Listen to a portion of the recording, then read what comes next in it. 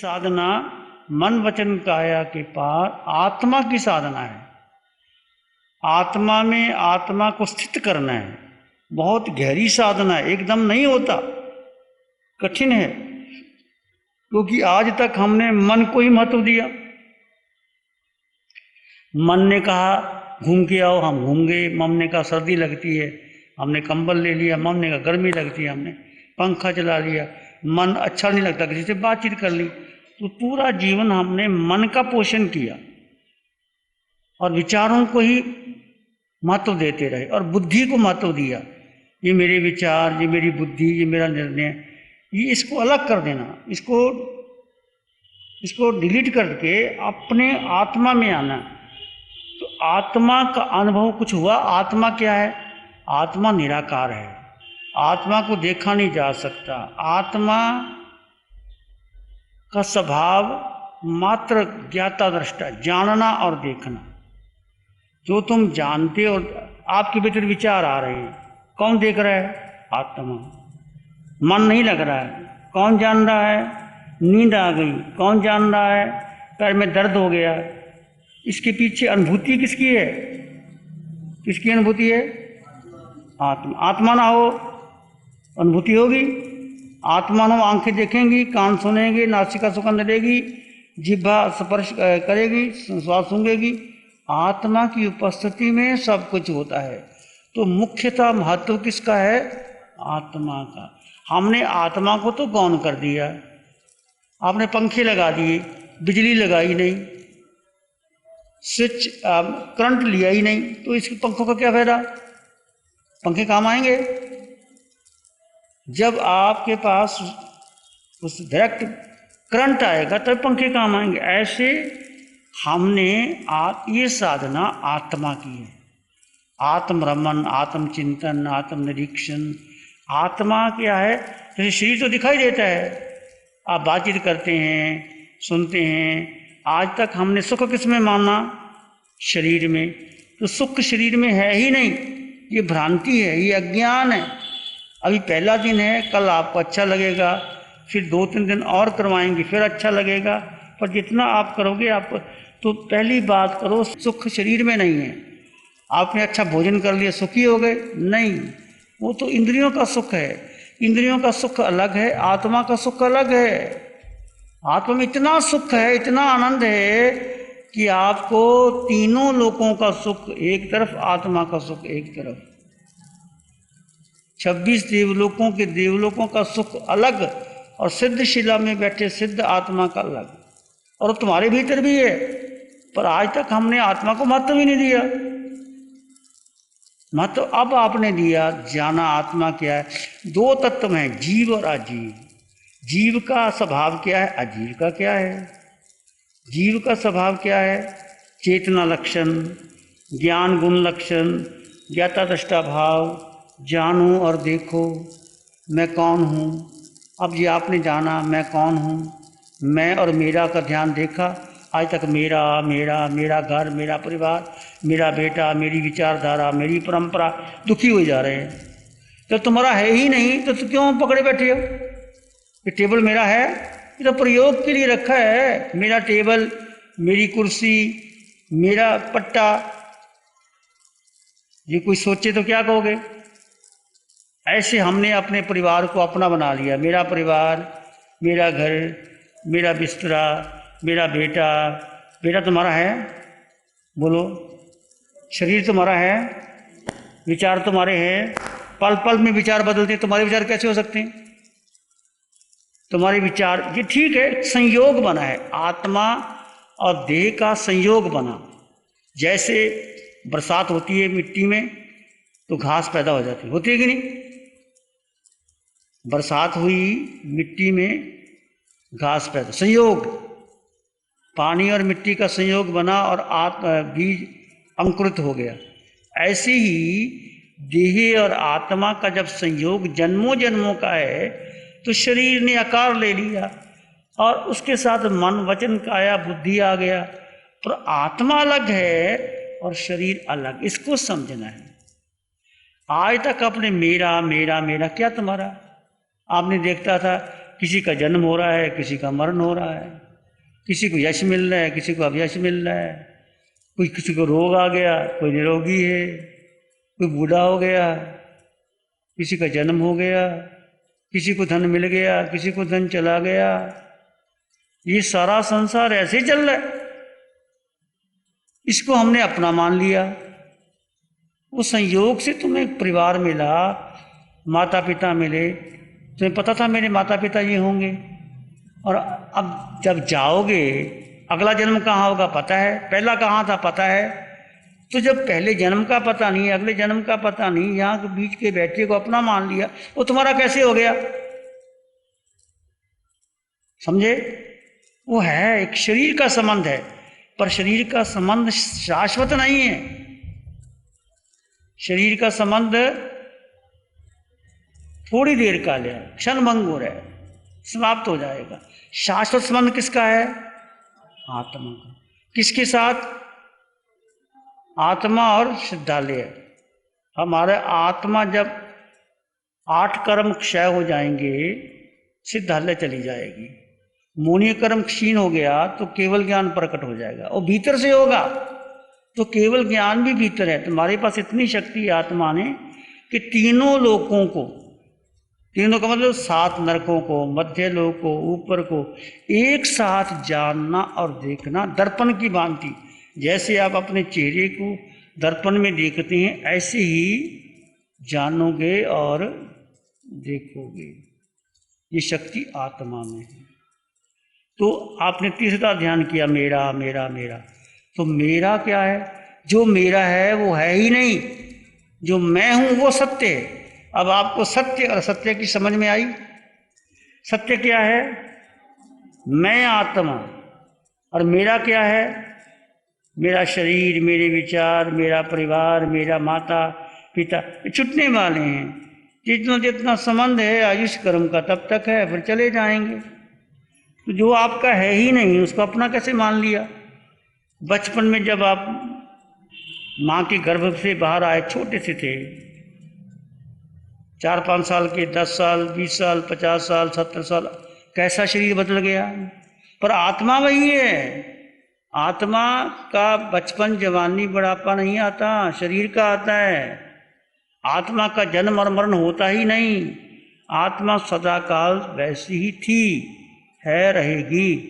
तो आत्मा में 8 गुण हैं, आत्मा में अनंत शक्ति है, आत्मा में अनंत प्रकाश है। वो धीरे धीरे धीरे धीरे आपको समझ में आएगी। सुख आत्मा में, शक्ति आत्मा में, ज्ञान आत्मा में, दृष्टि आत्मा में। और यदि आत्म दृष्टि आपकी पक्की होगी तो निश्चित मोक्ष जाओगे। यदि आत्म दृष्टि नहीं है तो संसार का परिभ्रमण चलता रहेगा, चलता रहेगा। तो आत्म दृष्टि को लो, अपनी आत्मा की को श्रद्धा रखो। किस पर श्रद्धा रखनी है? आत्मा पर, परिवार पर नहीं, पत्नी पर नहीं, बच्चों पर नहीं, अपने पर श्रद्धा। अपने का मतलब आत्मा पर श्रद्धा कि मैं हूं, मैं था, मैं रहूंगा, मेरे भीतर सुख है, अनंत सुख मेरे भीतर है। आचारांग सूत्र का पहला ही सूत्र है, हिंदी उसका अनुवाद यह है कि जीव नहीं जानता कि पूर्व से आया, पश्चिम से आया, उत्तर से आया, दक्षिण से आया, और या तो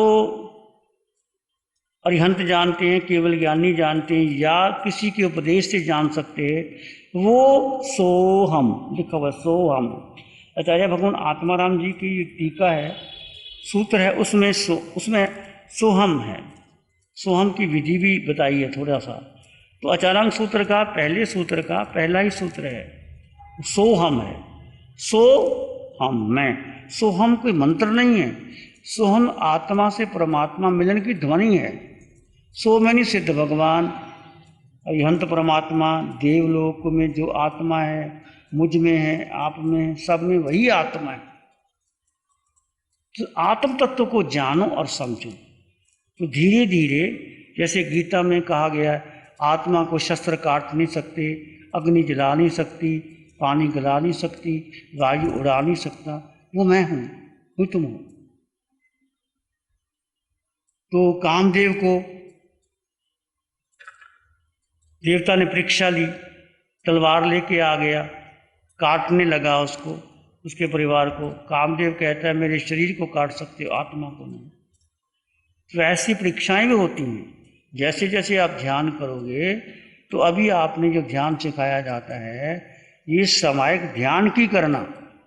ध्यान करोगे तो आपकी और ज़्यादा पुष्टि होगी।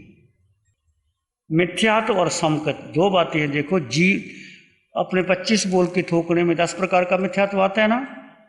जीव को अजीव समझे, अजीव को जीव समझे, धर्म को अधर्म समझे, अधर्म को धर्म समझे, मोक्ष के मार्ग को संसार का मार्ग, संसार के मार्ग को मोक्ष का मार्ग, कर्म सहित को कर्म रहित समझे, कर्म रहित को कर्म सहित समझे। तो वो मिथ्यात्व है, असत्य, झूठ, माया, तो जो है ही नहीं।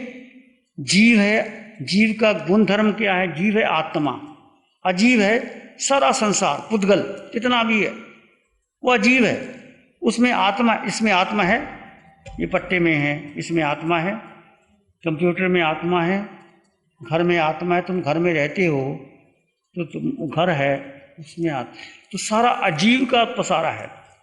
पर जो आत्मा है, देह में भी शरीर अजीव है, पर देह में आत्म तत्व है, तभी तो हम जानते हैं और देखते हैं। जो आत्मा को जान लेता है, समझ लेता है, विचार करता है, चिंतन करता है, उस पर श्रद्धा रखता है, गहरा विश्वास करता है, वो है समकति। उसको समकत कहते हैं।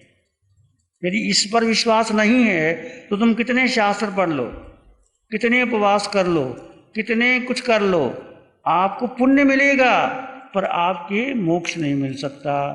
तो आत्मा पर जो दृढ़ श्रद्धा करने वाला, सुबह मैंने बताया था, श्रीमद् राजचंद्र ने आत्म सिद्धि शास्त्र में पहला ही सूत्र बोला है, जे स्वरूप, स्वरूप स्वरूप वो आत्मा है, स्वरूप आत्मा है, रूप शरीर है। रूप और स्वरूप की दो बातें की थी। अब हमने अपनी आत्मा को जाना ही नहीं।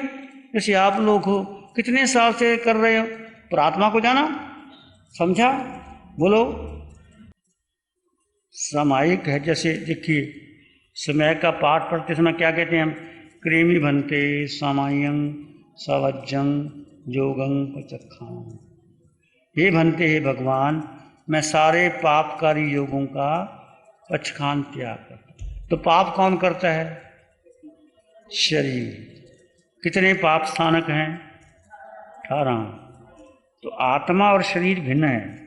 आत्मा की उपस्थिति में शरीर मन वचन काया से पाप कर्म होते हैं। 10 मन के, 10 वचन के, 12 काया के, 32 दोष किसको लगते हैं? आत्मा वाले हैं।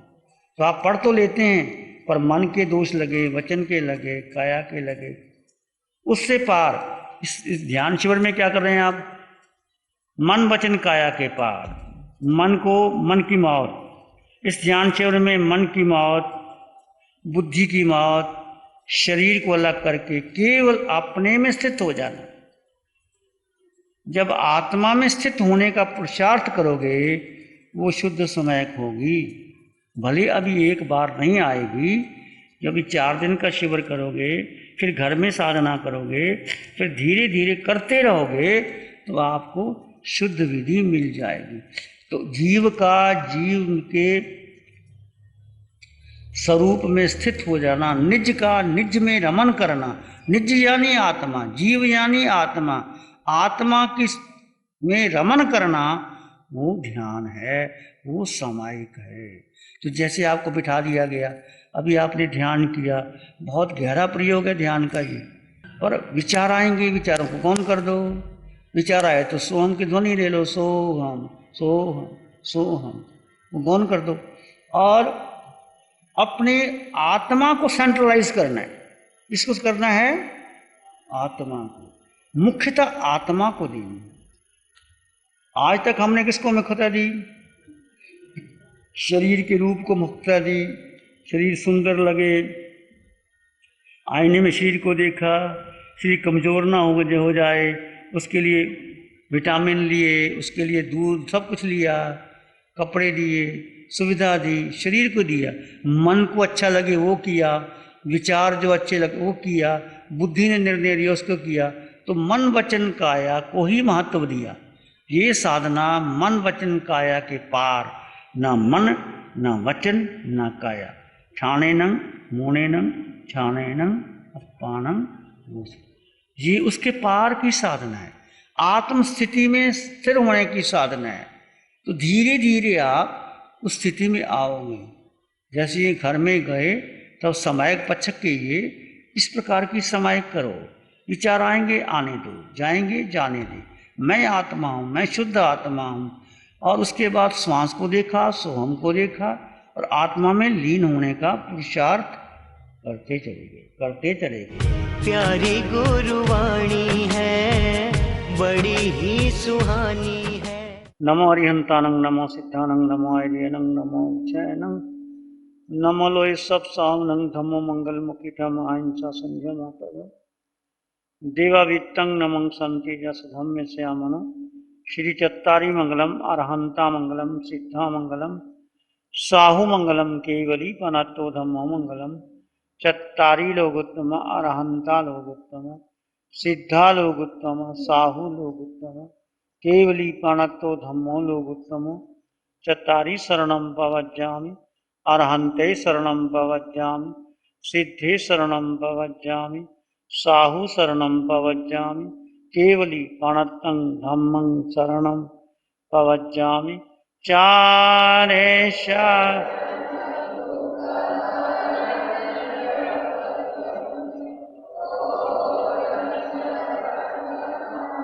कोई होगा